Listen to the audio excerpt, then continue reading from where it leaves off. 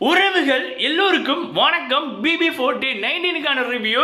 So ஸ்டார்டிங்கில் வந்து morning song. So morning song முடிஞ்சோன்னே இங்கே ராஜசேகர் டிவி, ஸோ அங்கால வந்து மகாபோப், இங்கால பக்கம் வந்து சொகில் எல்லாம் பேசி கொண்டிருப்பாங்க. மோனல், அகில் அண்ட் சுஜாதா வந்து அந்த தூங்கி கொண்டிருக்கிற மாதிரி படுத்திருப்பாங்க. பட் நித்திரை இல்லை, அப்படியே படுத்துருந்து பேசி கொண்டிருக்கிற மாதிரி பண்ணி கொண்டிருப்பாங்க. ஸோ அப்போ அவினாஷ் வந்து அப்படியே பக்கத்தில் வந்து மாஸ்டர் பக்கத்தில் உட்கார்றாரு. உட்கார்ந்து நார்மலாக பேசுகிற மாதிரி முகத்தை அப்பாவி மாதிரி வச்சு பேசுகிற மாதிரி பேசி கொண்டு இருந்து போட்டு இந்த ரெண்டு கையால் இதுக்குள்ளே வந்து மாஸ்டர் திடீர கண்ணில் படாமல் அப்படியே சார்ஜிங்கை அவர்கிட்ட பிளக்கோட இவர்கிட்ட அந்த சார்ஜிங் பிளக்கை வந்து ஜாயின் பண்ணிடுவார். ஸோ அப்படி பல நேரம் போகுது. போய் கொண்டு கேட்க சோகிலும் வந்து பக்கத்தில் உட்காடுறாரு அவினாஷுக்கு பக்கத்தில். ஸோ ஒரு ஷேரில் ராஜசேகர், நடுவில் அவினாஷ், இந்தியாவில் வந்து சோகில் பேசி கொண்டிருக்காங்க. முன்னுக்கு டிவி. உடனே டிவி கண்டுட்டு இவன் சார்ஜ் பண்ணுறான் பிடுங்கணும்னா ராஜசேகர் வந்து உடனே பிடுங்கி எடுத்துருவார். நான் பிடுங்கிட்டேன் அப்படின்னு ராஜசேகர் சொல்லுவார். அவினாஷை வந்து மிஸ் ஆகிட்டுது அப்படின்னு போட்டு உள்ளே போவார். அவருக்கு அந்த உள்ளே போய் கதவை புண்ணதுக்கப்புறம் பிக் பாஸ் வந்து பெல் அடிப்பார், சார்ஜ் ஏறிட்டு. ஸோ உடனே வந்து ரோபோ டீம் வந்து அப்ஜீத், அவினாஷ், ஸோ எல்லாரும் பெல்டன் ப்ரோன்னு அவரை விஷ் பண்ணுவாங்க, ஹக் பண்ணுவாங்க. இங்கால ராஜசேகரை வந்து சொயில் சொல்வார், பக்கத்துல இருந்து சார்ஜ் போடுறான், இது கூட தெரியாமல் இருக்கீங்களே. அங்கே மகாபா சொல்லுவார் மாஸ்டர் அப்படின்னு. மோனர் சொல்லுவாங்க அவங்க கூட ஏன் பேசுகிறீங்க. ஸோ அவங்கள பற்றி தெரியும் தானே, அவங்களோட பேர் இப்போ பாருங்கள் எப்படி பாயிண்ட்ஸ் எல்லாம் போகுது அவன்ட்டு. ஸோ அப்படி வந்து மாஸ்டரை வச்சு செய்வாங்க. ஸோ அதுக்கப்புறம் அடுத்த சீனில் வந்து பாட்டிக்கும் மோனலுக்கும் வந்து கொலிவிடும். ஸோ பாட்டி வந்து அந்த ரோபோ கோட் போடாமல் கோட்டை வந்து வெளியில் வச்சுட்டு போடுவாங்க. மோனல் வந்து அதை வந்து ஒளிங்க இவங்கள்ட்ட இது கொடுக்க தேவையில்லை, ஏன்னா அந்த ரோபோ கோட் இருந்தால் தான் அந்த சார்ஜிங் இது இருக்குன்னு அர்த்தம். ஸோ உடனே இவங்க போடாமல் இருக்காங்க, அதனால் அந்த ரோபோ கோட் அந்த ட்ரெஸ்ஸை வந்து ஒழிச்சு வைங்க அப்படின்னு அவங்க டீம் அகில் அண்ட் மகாபடு கொடுப்பாங்க. உடனே பாட்டி வந்து மோனலை பேசுவாங்க. உடனே பாட்டி அந்த ட்ரெஸ்ஸை பறிஞ்சு போட்டு போயிடுவாங்க, சேரெல்லாம் வருவாங்க.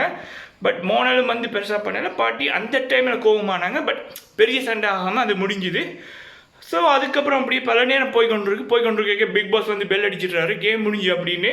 ஸோ கேம் முடியுதுன்னு சொன்னோடனே அபிஜித்துக்கு தெரிஞ்சுட்டு அவங்க வின் அண்டு. ஏன்னா அபிஜிட்டு அந்த ரோபோ இதில் அபிஜித்துக்கும் கங்காவாக்கும் வந்து அந்த சார்ஜில் வந்து 2 பாயிண்ட் இருந்துச்சு. ஸோ உடனே அபிஜித்தாக செலிப்ரேட் பண்ணுறாங்க. பிக் பாஸும் சொல்கிறாரு இந்த போட்டியில் வந்து ரோபோ டீம் வின்னு. ஸோ உடனே வந்து ரோபோ டீம் எல்லாம் ஹக் பண்ணி என்ஜாய் பண்ணுறாங்க. ஸோ அதுக்கப்புறம் வந்து எல்லாம் ட்ரெஸ் எல்லாம் மாற்றிட்டு நார்மலாக இருக்காங்க. நார்மலாக இருக்க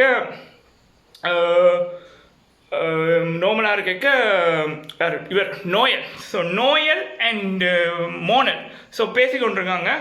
மோனல் சொல்கிறாங்க நோயல்கிட்ட, நான் இனிமேல் வந்து அபிஜித்தோட பேச மாட்டேன், எனக்கு பேச விருப்பம் இல்லை அப்படின்னு. ஸோ அப்போ நோயல் சொல்கிறாரு, இங்கே பாருங்கள் நான் உங்களுக்கு சொல்கிறேன் வாங்க அப்படின்னு மட்டும் இங்கே வாங்க அப்படின்னு கூட்டிகிட்டு போகிறாரு.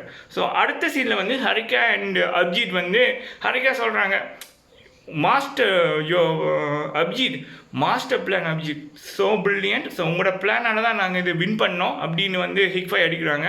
ஸோ அப்படி அவங்க அங்கால பேசி கொண்டிருக்காங்க. இங்கால வந்து நோயல் வந்து மோனலுக்கு வந்து அட்வைஸ் பண்ணுறாரு, இது வந்து ஒரு டாஸ்க். ஸோ இதுக்காக நீங்கள் உங்களோட லைஃப் டைம் ஃப்ரெண்ட்ஷிப்பை வந்து பிரேக் பண்ண தேவையில்லை. ஸோ நீ போய் பேசு அப்படின்னு அவர்கிட்ட லைஃப்பில் அந்த எக்ஸாம்பிள் அட்வைஸ் எல்லாம் பண்ணி கொண்டிருக்காரு. ஸோ அதுக்காக வேறு சீன் நடக்குது.